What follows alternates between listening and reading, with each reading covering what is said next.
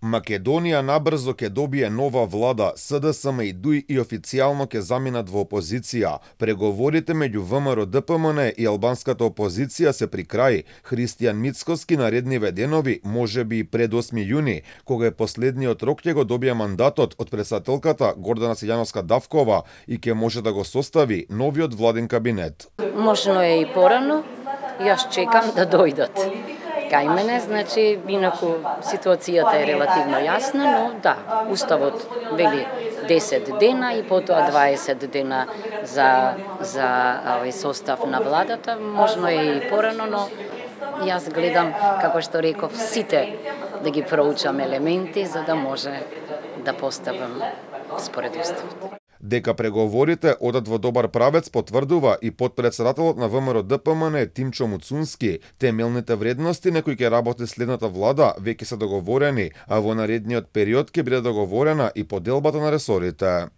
Дискусијата за кој представник од ВМРО ДПМН каде ќе се најде во делот на ресорите е процес кој што прво секој од нас треба да го разговара со идниот премиер, но исто така процес кој што е предмет на дискусија на органите на политичката партија, што значи Централниот и Извршниот комитет. И сметам дека е сосема неблагодарно било кого да ја дискутира својата политичка иднина пред медиумите. Дека преговорите се при крај потврдува и Арбен Таравари, вели блиску се до дефинитивен договор. Во главните точки на програмата секако дека се координирани ги знам, меѓутоа детали, на пример за млади, за спорт и такви информации. Зашто се уште се преговори?